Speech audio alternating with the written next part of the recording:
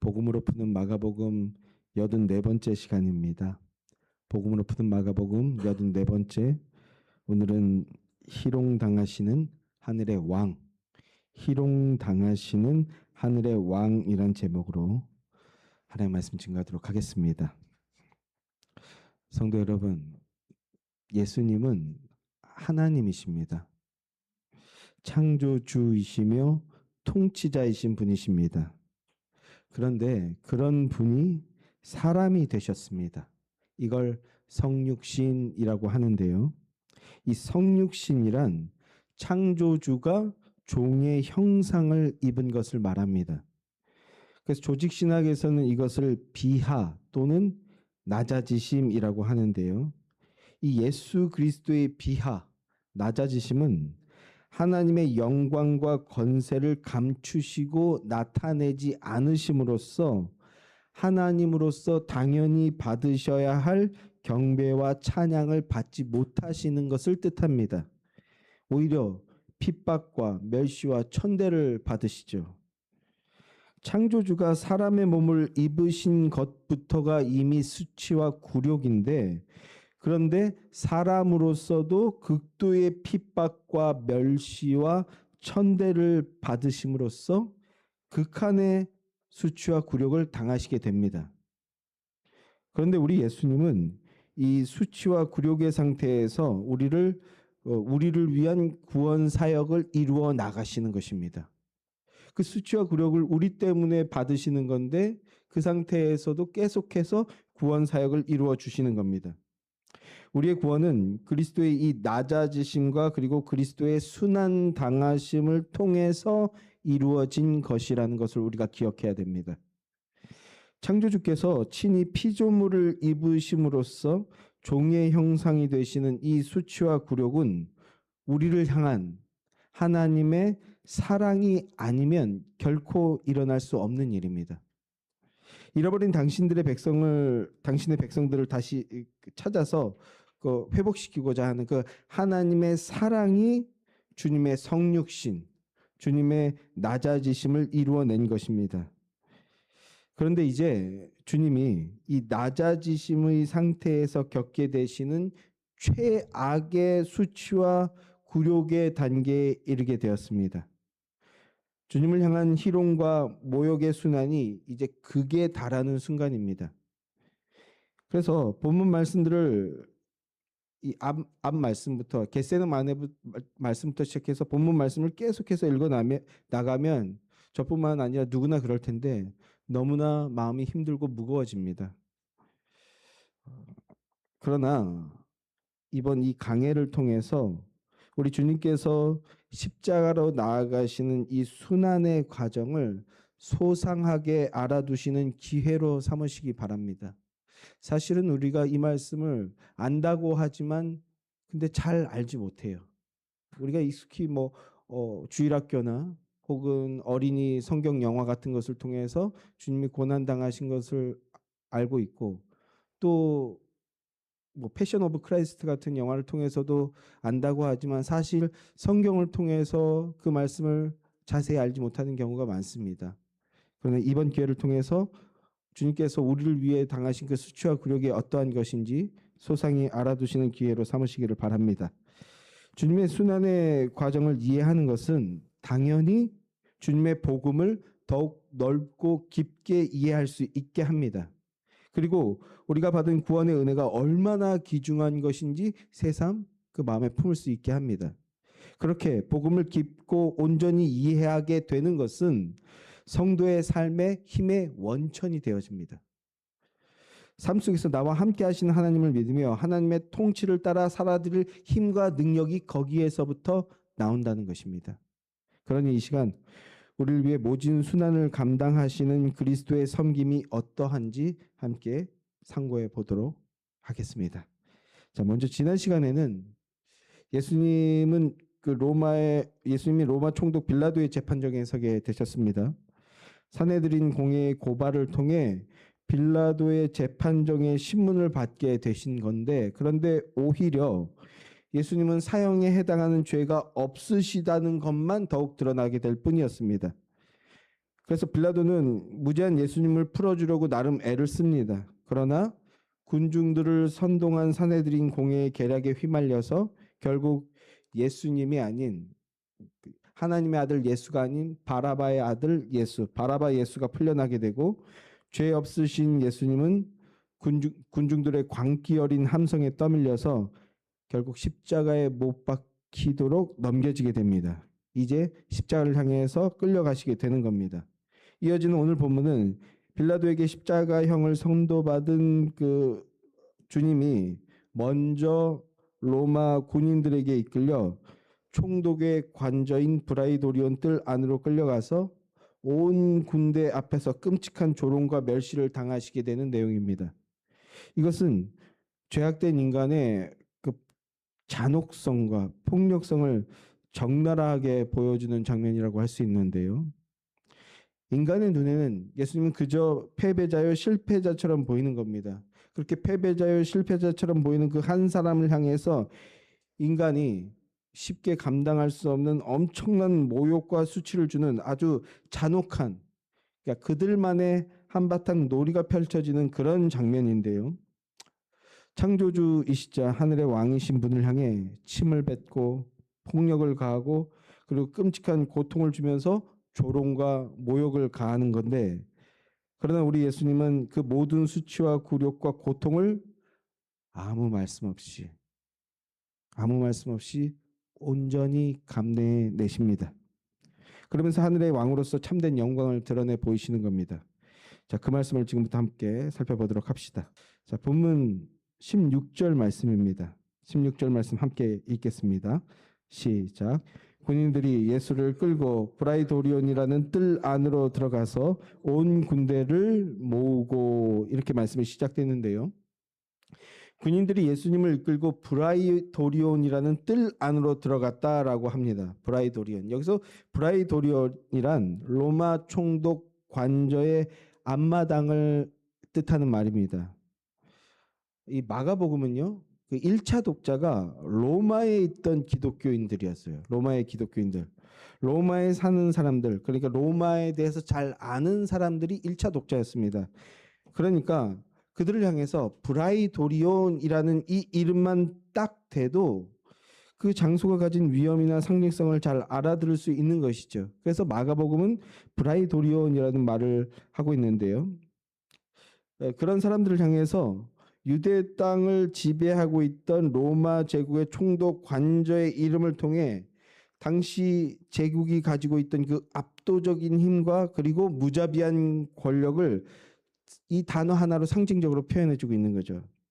그러니까 지금 예수님은 이제 무시무시한 곳으로 가시게 된다, 이끌려 가시고 계시다라는 딱 그 뜻입니다. 예수님은 바라바를 놓아주고 예수님을 십자가형에 처하겠다고 공표하는 순간, 그때부터 이미 무지막지한 그 폭력을 당하시게 되는데, 채찍질을 당하시고 그래서 온몸이 갈기갈기 찢어지신 상태가 됩니다. 십자가형에 처하는 사람들에게 제일 먼저 하는 게 사실은 채찍질이라고 합니다. 그 쇠고랑이 달린 채찍질, 이제 요한복음이나 이런 데서는 자세하게 묘사하고 있지만 마가복음은 간단하게 언급하고 지나가고 있는데요. 14절에서 채찍을 맞으셨다라고 언급하고 넘어가는데, 이걸 그만큼 사람을 고통을 가해놔야 빨리 죽는데요, 십자가에서.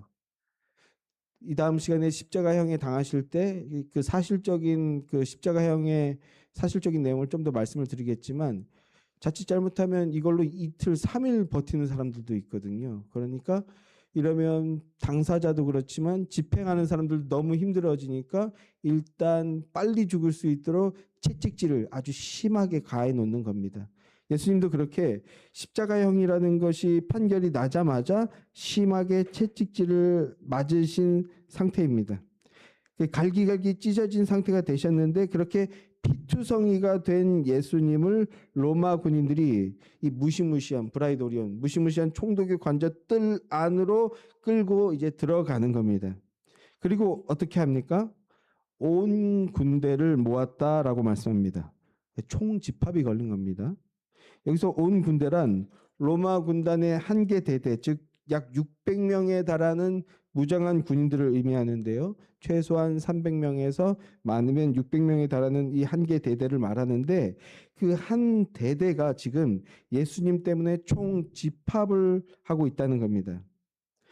그런데 그들이 이렇게 모인 것은 예수님이 그만큼 위험한 인물이어서 또는 예수님을 잡기 위해서는 이만큼의 병력이 필요해서 이렇게 모인 것이 아니고 군 생활에 지쳐 있는 그들에게 이제 한바탕 재밌는 구경거리, 재밌는 이벤트가 펼쳐지게 됐다는 겁니다.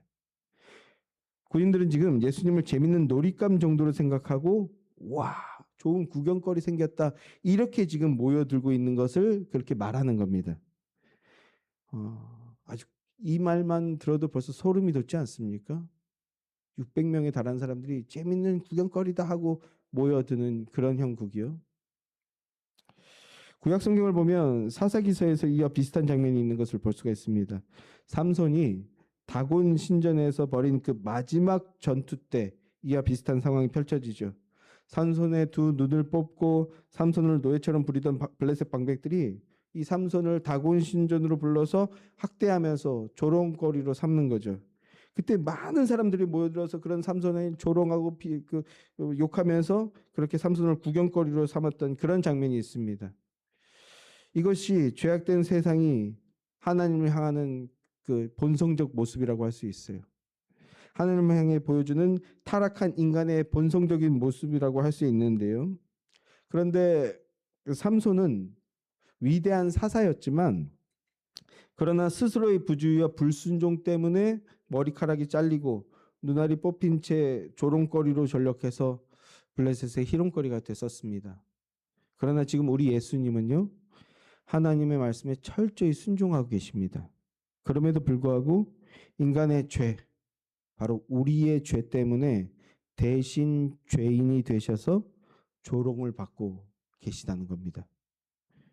그러니까 이제 벌어지는 이 끔찍한 조롱은 죄인이었던 우리가 받아야 될 조롱인데 그런데 예수님이 우리 대신 받으시는 것이다라는 것, 이것을 우리는 기억하고 이 말씀에 임해야 되겠습니다. 자, 거룩하신 분이 타락하고 폭력적인 죄인들의 손에 이끌려서 지금 조롱거리, 놀잇감으로 넘겨지는 겁니다. 그리고 이제 한바탕 잔혹한 놀이가 시작이 됩니다. 그러면 그들이 어떤 식으로 조롱을 하는지 하나하나 살펴보도록 합시다. 본문 17절부터 19절까지 말씀입니다. 본문 17절부터 19절까지 말씀 함께 읽도록 하겠습니다. 시작. 예수께서 자색옷을 입히고 가시관을 엮어 씌우고 경례하여 이르되 유대인의 왕이여 평안할지어다 하고 갈대로 그의 머리를 치며 침을 뱉으며 꿇어 절하더라. 자, 제일 먼저 군인들이 예수님께 옷을 입혔다고 하는데 무엇을 입혔다고 합니까? 자색 옷을 입혔다고 합니다. 입고 있던 옷을 벗겨버리고 자색 옷을 입혔대요. 이 자색 옷이 뭡니까? 이 당시의 자색 옷은 황제 또는 최고의 귀족들만 입을 수 있는 권력의 상징이었습니다. 오늘날도 자색 옷 입으면 되게 멋쟁이들이 입는 옷 아닐까요? 근데 이 시대에는 황제가 입던 옷을 상징하는 것이었습니다. 근데 이 군인들이 어디에서 났는지 모를 낡고 빛바랜 자색 옷을 하나 가져와서 예수님께 입히고 그 예수님이 입고 계시던 옷을 벗겨버리고 갈기갈기 찢겨진 그 예수님의 어깨 위에 억지로 이 자색 옷을 걸쳐 입히는 겁니다. 왜 그렇게 할까요? 이게 무슨 뜻입니까? 예수님의 제명이 뭐였습니까? 유대인의 왕이었어요. 유대인의 왕. 자, 그러니까 군인들이 그래? 내가 너 왕 대우해줄게 라고 하면서 한껏 조롱하려고 준비하는 겁니다. 그래, 왕이 왔어? 내가 왕 대접해주겠다라고 하면서 이제 준비를 하는 첫 장면인 겁니다. 그리고 이어서 세상에서 가장 끔찍하고 잔인한 왕관을 주님의 머리에 씌워버립니다. 가시관입니다. 가시관. 황제 머리에 씌워진 그 면류관을 흉내내 가시로 만든 그 면류관을 예수님의 머리에 씌우는 겁니다. 이걸 머리에 씌우니 어떻게 되겠습니까? 당연히 머리에서 피가 뚝뚝 떨어지겠죠. 이렇게 고통을 주면서 왕대우 해주겠다고 지금 조롱을 하는 겁니다. 여기서 여러분 우리가 기억할 것은요. 이게 역사 속에서 실제했던 사건이라는 겁니다. 다만 그가 하나님의 아들이라는 것을 인정하는 사람이 있고 인정하지 않는 사람들이 있을 뿐이지 실제 역사 속에서 고스란히 일어났던 일을 지금 우리에게 말씀하고 있다는 걸 이걸 기억하시면서 그렇게 쫓아오시면 좋겠습니다. 자, 그렇게 간을 씌워서 조롱합니다. 이것만 상상해도 너무나 끔찍한데 그런데 예수님의 머리에 가시가 박히게 된 것에는요. 구속사적 의미가 담겨 있습니다. 구속사적인 의미가 담겨 있어요. 가시라는 것은 인간의 죄에 대한 결과로서 주어진 하나님의 진노의 상징을 표현하는 겁니다. 죄에 대한 진노. 창세기 3장에서 하나님이 이렇게 선언하시죠. 창세기 3장 17절 18절 말씀인데요. 함께 읽어주실 수 있는 분들 조금 크게 읽어주시길 바랍니다. 함께 시작. 아담에게 이르시되 내가 내 아내의 말을 듣고 내가 내게 먹지 말라 한 나무의 열매를 먹었은즉 땅은 너로 말미암아 저주를 받고 너는 내 평생에 수고하여야 그 소산을 먹으리라. 땅이 내게 가시덤불과 엉겅퀴를 낼 것이라. 내가 먹은 것은 밭의 채소인즉 땅이 내게 가시덤불과 엉겅퀴를 낼 것이라. 이 가시는 타락한 인류가 짊어져야 할 죄의 저주와 그리고 사망의 고통과 억압을 총체적으로 상징하는 그런 구속사적인 징표인 겁니다.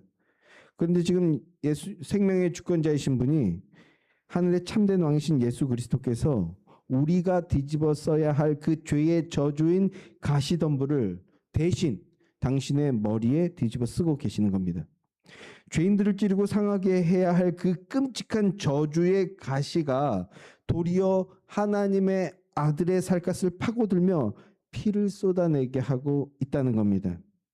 그러니까 이건 단순히 얼마나 아프실까 하는 그런 고통의 차원의 문제가 아니라 왕이신 하나님께서 우리 대신 우리의 모든 저주를 당신의 몸으로 감내해 주고 계시다는 이 위대한 대속의 장면이라는 것을 기억해야 되는 겁니다. 이어지는 과정에서 마가복음은 빠뜨린 장면이 하나가 있는데요. 그건 우리 마태복음을 통해서 확인하고 넘어갔으면 좋겠습니다. 마태복음 27장 29절 말씀입니다.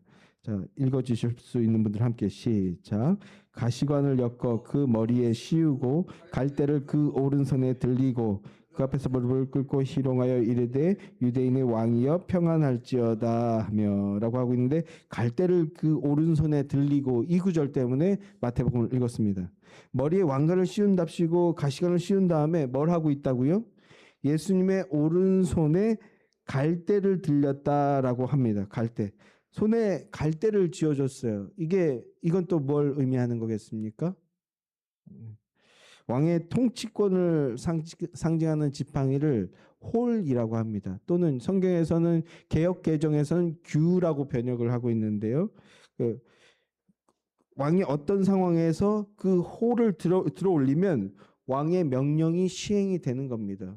오늘날도 이걸 흉내내는 사람들이 있죠. 자기가 어마어마한 권력을 가지고 있다라는 걸 상징할 때 영화 같은 데 보면 대부나 이런 사람들이 지팡이를 들고 있잖아요. 그 지팡이를 딱 들면 제거하는 거잖아요. 자, 그렇게 그 왕의 명령이 시행되는 걸 그 성경에서 홀 또는 규라고 하는데 그 홀을 흉내내는 그 지팡이로서 갈대를 예수님의 손에 쥐어주는 겁니다. 네가 진짜 유대인의 왕이라면 이 지팡이를 가지고 이제 한번 실컷 왕 노릇을 해봐라. 그렇게 조롱을 하고 있는 겁니다. 이 장면 하나하나 내가 당하고 있는 상황이라고 생각한다면 얼마나 피가 거꾸로 솟을까요? 여러분들은 인생을 살면서 평생 가지고 가시는 그런 조롱의 기억들이 있으십니까? 어떤 것들이 있으신지 모르겠어요. 나중에 한번 기회가 되면 들어보고 싶은데 저는 초등학교 3학년 때였던 것 같아요. 그때 담임 선생님이 참 미모가 출중하신 분이었는데 그런데 그때는 근데 폭력이라는 게 수위가 워낙 기본적으로 사회적으로 기본적으로 학교에 가든 집에 가든 군대에 가든 뭐 어디 가든 뭐 심지어는 대통령도 재떨이로 때리던 시절이니까 폭력이 일상적이었던 시대였기 때문이기도 하지만 초등학교 3학년 학생이 그 선생님한테 뺨을 맞았습니다. 제가 맞았어요. 근데 그 기억이 아직도 선명합니다. 그 앞뒤 상황을 떠나서 어, 그런 기억들 한 그렇게 뺨을 맞은 기억이 한 3번 정도 있는데 그때 그 피가 거꾸로 솟는 그 기억을 지울 수가 없어요. 여러분들은 어떠십니까? 근데 사실 따져보면 아주 작은 이유로 초등학교 3학년이 뺨을 맞은 게 이해가 안 되지만 맞을 이유는 또 뭐 표현이 이상하지만 있었다. 굳이 따지면 던 것 같아요. 어, 그런데 예수님은요 그럴 이유가 전혀 없으시다는 겁니다.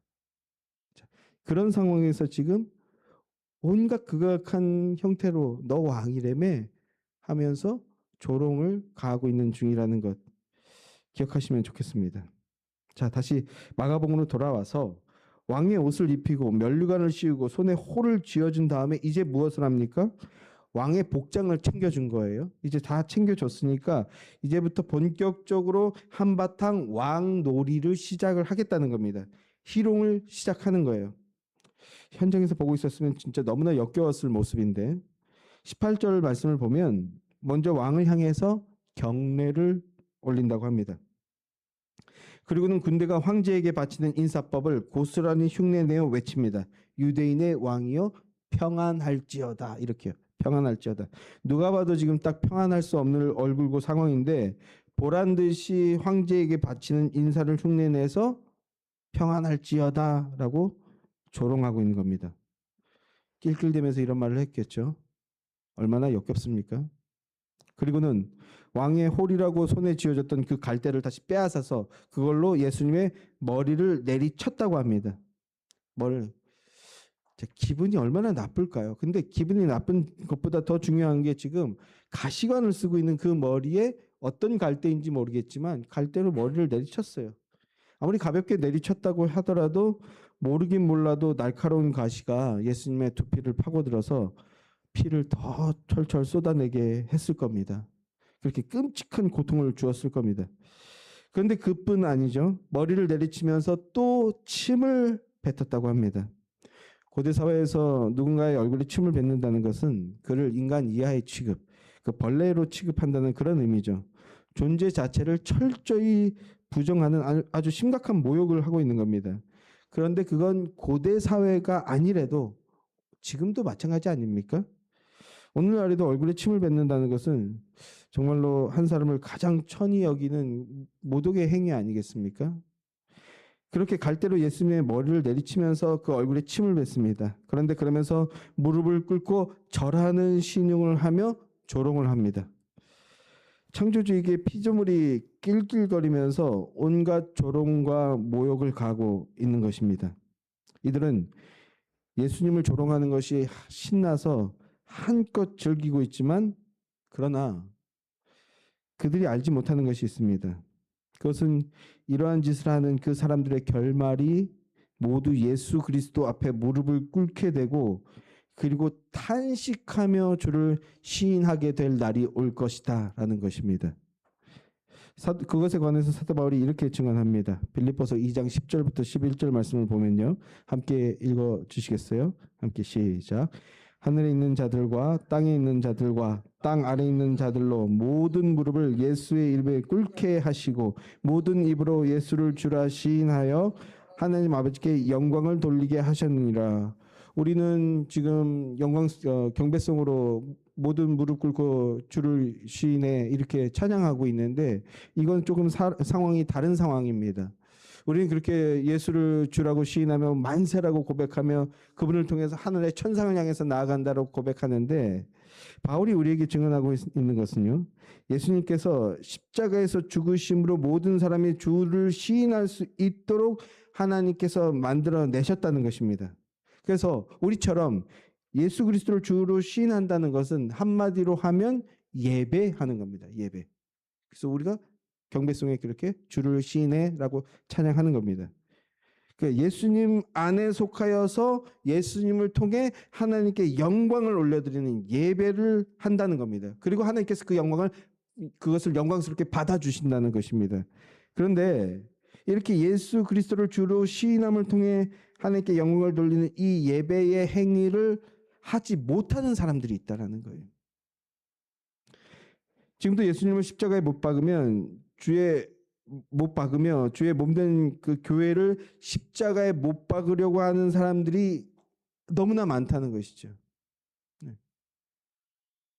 공산주의 사상을 외치는 사람도 그렇고, 강단에서 주의 십자가 복음만 빼놓고 예수를 좋은 선생처럼 가르치는 사람들, 그리고 심리학으로 버무려 놓고 혹은 인문학으로 버무려 놓고 좋은 사람 돼서 세상의 자랑이 돼서 그렇게 그 하나님의 영광을 올리지 않은 사람들, 또 기복적인 내용을 가지고 복받은 것을 자랑함으로써 세상의 영광을 통해 하나님의 그 영광을 돌리지 않는 사람들, 그게 주의 교회를, 주 예수 그리스도를 십자가에 못 박는 자들인 겁니다. 그런데 그런 사람들의 결말이 무엇이냐? 그들이 영원한 십자가에 못 박히게 되고 영원한 가시에 박히게 되고 하나님의 영원한 진노 속에서 영원한 지옥의 형벌을 받으면서 탄식하게 된다는 것입니다. 그럼 그때 가서는 예수를 주로 시인하며 진심으로 무릎을 꿇게 되겠지만, 그러나 그것은 죄의 용서함을 받게 되는 그런 시인, 회개의 시인이 아닙니다. 지금 경배송 찬양할 때 믿음 고백으로 전심으로 찬양하시기 바랍니다. 그리고 예수 그리스도를 주로 인정하고 시인하고 고백하시기 바랍니다. 영원한 심판대 앞에서 그때는 더 이상 기회가 없습니다. 그저 자신이 영원한 심판 가운데 놓인 소망 없는 존재라는 것을 인식하며 그리스도가 진정한 왕이었구나라고 탄식을 내뱉을 수밖에 없게 될 뿐이라는 것입니다. 성도 여러분, 이러한 결말을 대하기 전에 오늘 예수 그리스도를 주로 시인하며 하나님을 예배하며 하나님께 영광을 돌려드리는 것, 이것이 저와 여러분이 받은 놀라운 축복입니다. 그러니 더욱 주께 감사와 찬양을 올려드리는 여러분이 되시길 주님의 이름으로 축원합니다. 그런데 이것을 알지 못하여 그리스도와 하나님의 교회를 끝까지 거부하고 멸시하는 사람들은 마지막 날 영원한 심판대 앞에서 예수 앞에 무릎을 꿇게 되고 예수를 주로 시인하게 된다는 그 진리의 세계를 알지 못하여 끔찍한 일을 벌이고 있다는 것입니다. 자, 성육신하신 예수님은 우리가 주를 시인하여 하나님께 예배를 통해 영광을 돌리는 자가 되게 하기 위해 성육신을 하신 것이고, 그리고 그래서 지금 창조주가 피조물들에게 지옥과 같은 수치와 조롱을 당하고 계신다는 것입니다. 그런데 지금 예수님은 힘이 없어서, 능력이 없어서 주먹에 얻어맞고 침뱉음을 당하고 조롱과 수치를 당하고 계신 것이 아니라는 것을 우리가 기억해야 됩니다. 예수님께서 겟세마네에서 붙잡히실 때 검을 빼든 그 베드로를 꾸짖으시면서 당신이 어떤 권능을 가지고 있는지 말씀을 해 주셨었습니다. 마태복음 26장 53절 54절 말씀을 보시면요, 제가 읽어드릴게요. 너는 내가 내 아버지께 구하여 지금 12군단 더 되는 천사를 보내시게 할 수 없는 줄로 아느냐? 그러나 내가 만일 그렇게 하면 이런 일이 있으리라 한 성경이 어떻게 이루어지겠느냐 하시더라 라고 하셨어요. 주님은 단 한마디의 말씀만으로도 브라이도리온 뜰에 있는 군인들은 물론이고 아예 로마 제국 전체를 잿더미로 만드실 수 있는 그런 전능하신 분이십니다. 그런데 왜 그 힘을 사용하지 않고 왜 그 얼굴을 가리시지 않은 채 이 수치와 모욕을 온몸으로 다 받아내고 계시냐는 것입니다. 왜 그렇습니까? 바로 우리 때문이라는 겁니다. 우리의 구원을 위해서, 우리의 영생을 위해서, 우리의 참된 삶을 살아나갈 수 있게 하기 위해서.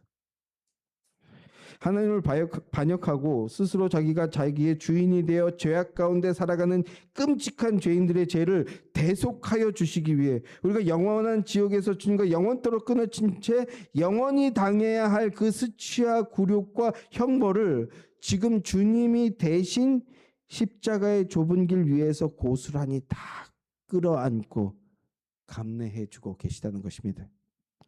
성도 여러분, 주님이 당하고 계신 이 끔찍한 수치와 굴욕이 바로 나를 향한 주님의 사랑의 증거요, 구속의 완성이라는 사실을 반드시 기억하시는 여러분 되기를 간절히 소망합니다.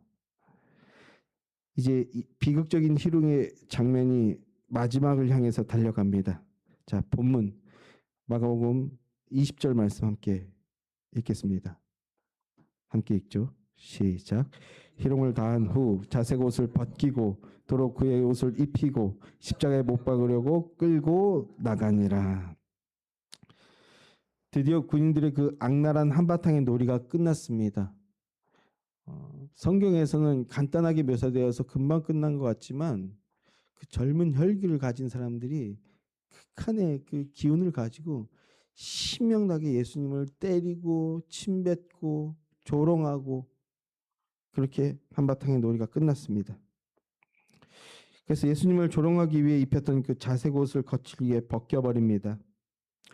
그리고 피와 땀으로 범벅이 되어 있는 예수님의 본래 옷을 다시 입힙니다.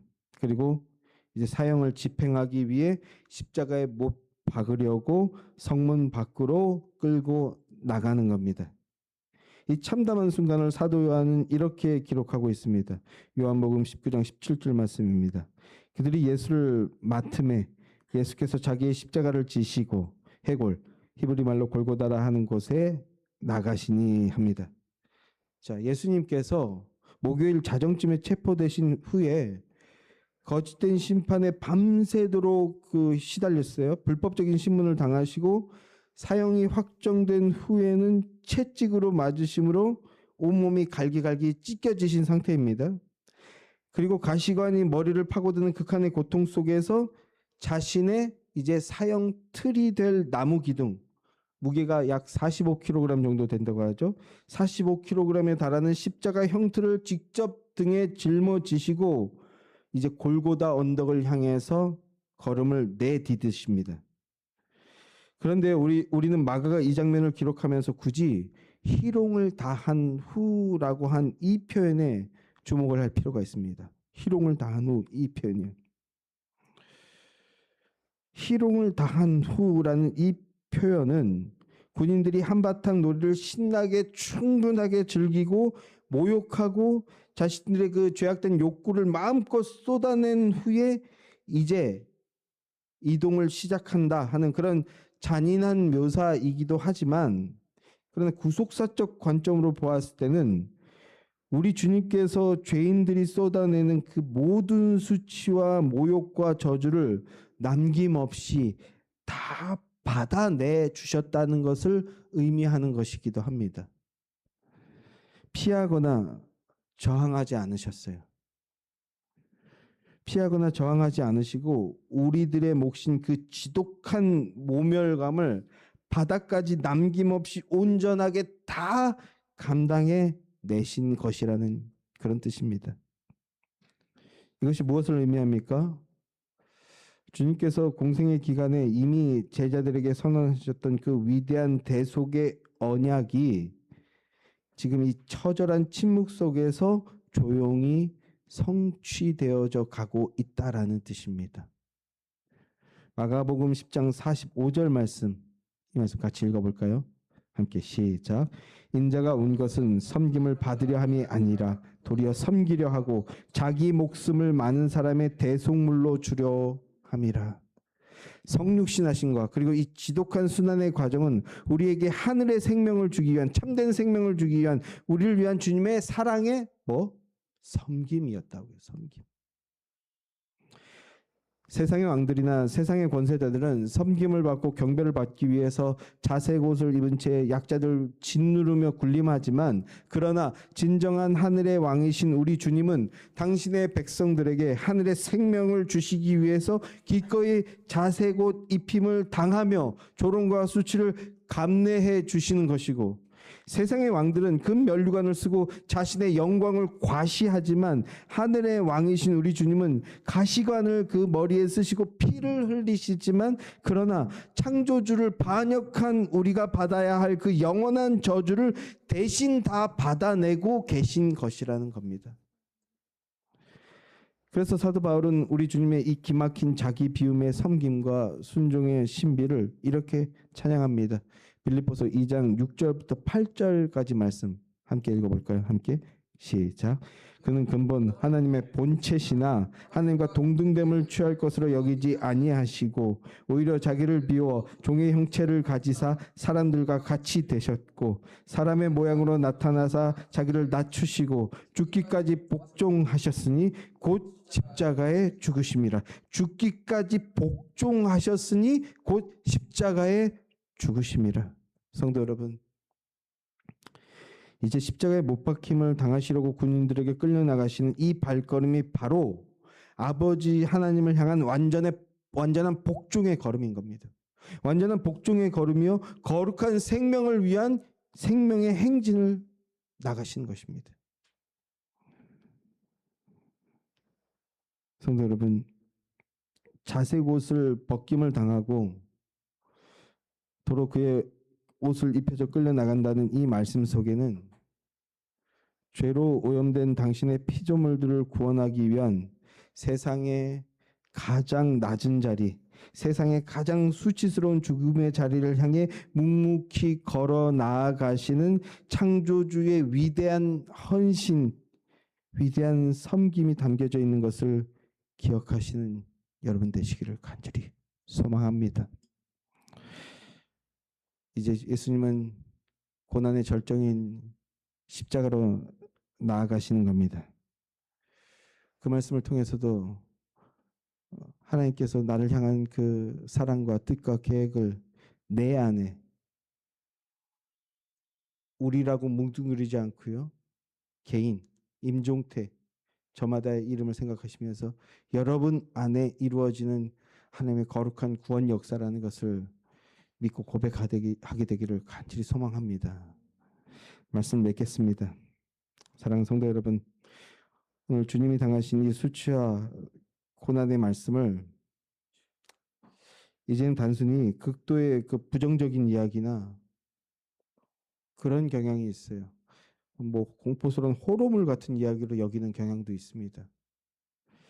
그렇게 부정적인 이야기나 호러물 같은 이야기로 듣는 것이 아니라 분명하게 나를 향한 주님의 사랑이요, 하늘의 영광을 위한 가장 완전한 순종의 말씀으로 믿고 고백하는 여러분들이 되시기를 바랍니다. 예수님은 우리 안에 있는, 그리고 우리를 담그고 있는 이 세상의 더럽고 추악한 그 죄악의 영향과 그 죄악의 역사를 직접 친히 다 받아내 주시고 용해해 주시는 과정을 거쳐서 소멸시킨 다음에 우리에게 넘겨주고 계신 겁니다. 그게 예수의 의가 담고 있는 내용입니다. 이것이 그리스도의 구원 역사고 그리스도의 능력이고 그리스도의 사랑입니다. 그리고 그리스도의 성품이고 그리스도의 모범입니다. 그래서 예수 그리스도 안에 속한 존재, 즉 그리스도인이란 여기에서 출발되는 존재들이고 이 능력과 이 모범에 동참하는 존재들입니다. 베드로서 1장 4절 말씀을 보면 이로써 그 보배롭고 지극히 큰 약속이 우리에게 주사 이 약속으로 말미암아 너희가 정욕 때문에 세상에서 썩어질 것을 피하여 신성한 성품, 신적 성품에 참여하는 자가 되게 하려 하셨느니라 라고 합니다. 그리스도인이란 우리 주 예수 그리스도께 받은 그 의와 그 성품을 따라 그 신성한 예수님께서 친히 보여주신 그 신적 성품에 참여하는 존재들이 되었다는 뜻이라고요.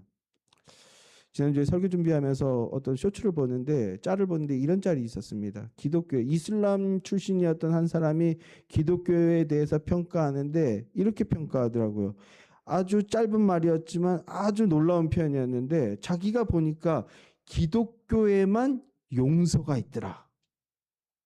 우린 너무나 당연하게 알고 있는 건데 세상 사람들은 기독교를 체험하고 보니 기독교에만 용서가 있더라라는 걸 자기가 체험했다라는 겁니다. 그것을 누가 이뤄내셨어요? 예수님께서 이뤄내셨어요. 그래서 예수님 안에 있는 존재들은 그 예수님의 성품을 따라하게 된다라는 겁니다. 예수님께서 먼저 사랑하고 더욱 사랑하고 그 모습을 우리 안에 부어주셨습니다. 그래서 그 능력과 은혜 안에서 형제의 순환과 굴욕까지 대신 져주신 그 모습을 따라 우리도 살아드리게 되어진다라는 것입니다. 그것이 그리스도인이라는 것입니다. 예수 생명 얻은 자, 그리스도인의 모습이요 그리스도인의 능력이라는 것입니다. 여러분, 마귀의 능력과 그리고 그 마귀의 능력의 역사하는 방식은요, 겉으로 보기에는 사람을 합리적인 사고로 이끄는 것 같아요. 그래서 합리적인 사고를 만들게 하는 것 같은데, 그러나 그 실체를 보면 결국 인간의 마음속에 죄의식을 심어주는 겁니다. 죄의식. 지금 이게 한국 사회에서 절대적으로 지금 드러나고 있는데 그 마음속에 죄의식을 품어주는 거예요. 그래서 모든 것을 미워하게 만들고 부정하게 만들고 다투게 함으로써 그래서 무너지게 만드는 겁니다. 심지어 어디까지요? 자기 자신까지도 무너지게 만드는 겁니다. 이게 마귀의 방식이에요. 무슨 대단한 정의와 대단한 옳음을 위해서 투쟁하는 것 같은데, 그런데 결국엔 다 무너뜨려지게 되고 마지막에 자기도 무너뜨려지게 되는 거예요. 그래서 그 끝을 보면 이게 공산주의의 핵심인데, 공산주의의 핵심이 뭐예요? 소수의 막강한 권력자들이 나오게 만드는 거거든요. 처음에 모두 함께 나누고 모두 함께 어울리는 것 같은데 결국 마지막에 가면 절대적인 권력자를 만들어서 절대적인 폭력의 사회를 만드는 것, 그리고 절대적인 빈곤의 사회를 만드는 것. 이게 어디서부터 출발됐다고요? 마귀에서부터 출발된 겁니다. 그래서 마귀의 방식을 따라갔더니 굉장히 옳고 굉장히 정의롭고 굉장히 선한 일을 이룬 것 같은데 끝에 보면 나도 피폐해져 있고 결국 마귀가 승리자가 되어 있더라라는 게 마귀 역사예요. 그런데 오늘 우리가 본 우리 주님의 방식은 어떤 방식이었습니까? 섬기고 그리고 인내하는 방식이라는 겁니다. 우리 하나님은 인내하시는 하나님이십니다. 인내하시는 예수 그리스도입니다. 성도의 견인의 방식이에요. 오래 참고 인내하시는 것.